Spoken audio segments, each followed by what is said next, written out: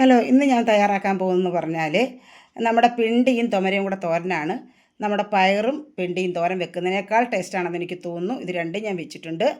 അപ്പോൾ ഞാൻ നാരൊക്കെ കളഞ്ഞ് നല്ല ചെറുതായിട്ട് അരിഞ്ഞ് വെച്ചിരിക്കുകയാണ് പിണ്ടി എപ്പോഴും പിണ്ടി എന്നല്ല തോരനെല്ലാം നമ്മൾ ചെറുതായിട്ട് അരിയുന്നതാണ് ടേസ്റ്റ്. അതുപോലെ തന്നെ തുമര ഒരു അര ആകുന്നത് വരെ വേവിച്ച് വെച്ചിരിക്കുകയാണ്. ഇനി നമുക്ക് തയ്യാറാക്കുന്നതിലേക്ക് പോകാം.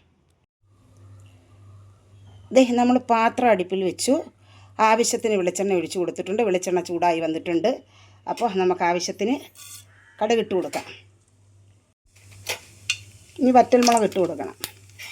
കൂടെ കറിവേപ്പില. താളിപ്പ് റെഡി ആയിട്ടുണ്ട്. അതിലേക്ക് ഇനി നമ്മൾ പിണ്ടി ഇട്ട് കൊടുത്ത് വഴറ്റിയെടുക്കുക. ഇതിലേക്ക് ഇനി ലേശം മഞ്ഞൾപ്പൊടി, കൂട്ടിനകത്ത് നമ്മൾ മഞ്ഞൾപ്പൊടി ഇട്ടിട്ടുണ്ട്. ആവശ്യത്തിന് ഉപ്പ്.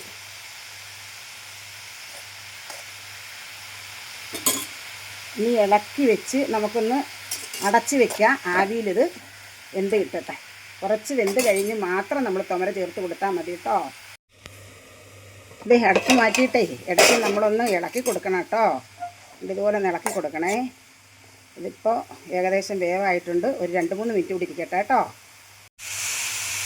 ഏകദേശം വേവായിട്ടുണ്ട്. ഇതിലേക്ക് ഇനി നമ്മൾ തുമര ഇട്ട് കൊടുക്കണം. നമ്മൾ വേവിച്ച് വെച്ചിരിക്കുന്നു പറഞ്ഞില്ലേ, തുമര അങ്ങോട്ട് ഇട്ട് കൊടുക്കണം. ഒത്തിരി വെന്ത് പോരും തുമര കേട്ടോ.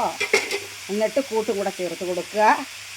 ഇത് ആവിയിലൊന്ന് വേകുമ്പോഴേക്കും, എല്ലാം ആവിയിലാണ് നമ്മൾ വേവിച്ചെടുക്കുന്നത് കേട്ടോ.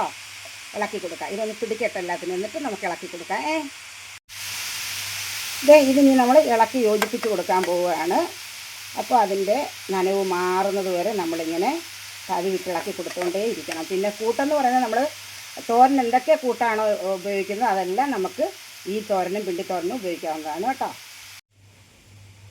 പിണ്ടിയും തുമരയും തോരൻ റെഡി ആയിട്ടുണ്ട്. നല്ലതുപോലെ നല്ലോണം തോന്നിട്ടുണ്ട്. ഞാൻ എല്ലാ തോരനും ലാസ്റ്റിൽ ഫ്ലെയിം ഓഫ് ചെയ്തിട്ട് ഇച്ചിരി പച്ച വെളിച്ചെണ്ണ ഒഴിച്ച് കൊടുക്കും.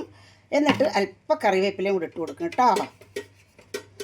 എന്നിട്ട് മൂടി വെച്ചിട്ട് ഒരു 1-2 മിനിറ്റ് കഴിയുമ്പോൾ നമുക്കെടുത്ത് ഉപയോഗിക്കാവുന്നതാണ്. അങ്ങനെ അടിപൊളിയായ ടേസ്റ്റിയായ പരിപ്പ് പിണ്ടിത്തോരൻ റെഡി.